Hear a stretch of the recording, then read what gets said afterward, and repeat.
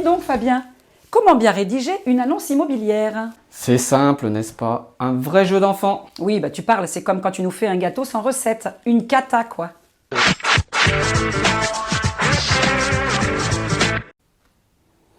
Quand on rédige une annonce, il y a des règles à respecter.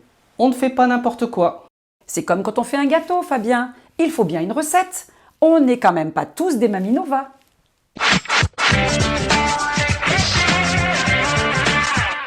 Pour bien comprendre le fonctionnement d'une annonce, il y a des choses à savoir.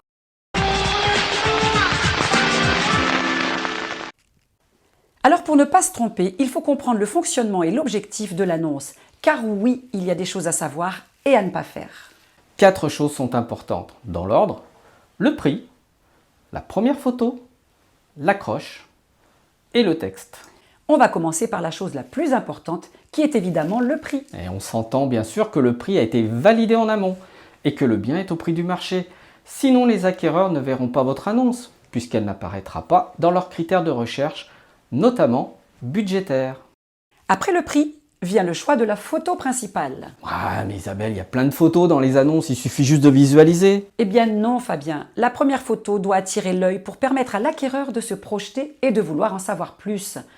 Il faut mettre une photo du point fort du bien. La vue dégagée, la mer, la terrasse, un magnifique salon, et pas comme je l'ai déjà vu, les toilettes, et oui.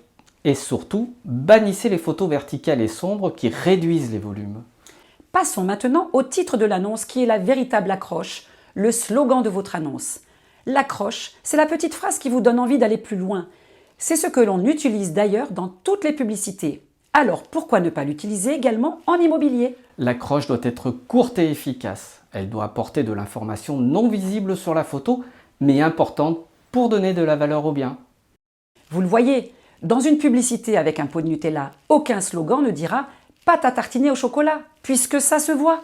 Et pour résumer, il faut mettre les 2 ou 3 points forts du bien qu'on ne voit pas sur la photo.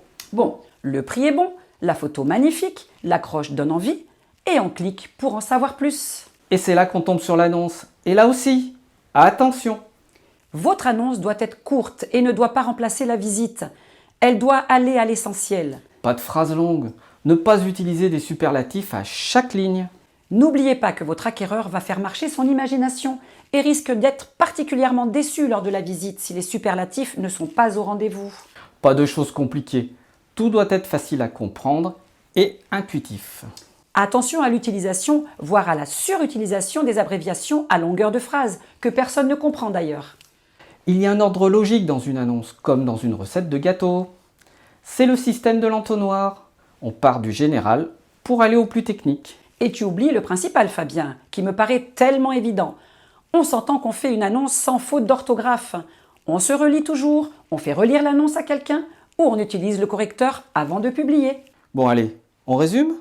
Une annonce ne se fait pas n'importe comment. Respectez le prix, choisissez bien votre photo principale, mettez un titre accrocheur et rédigez un texte explicite, mais sans trop en faire. Contactez-nous, nous saurons vous garantir une annonce percutante et efficace pour commercialiser votre bien.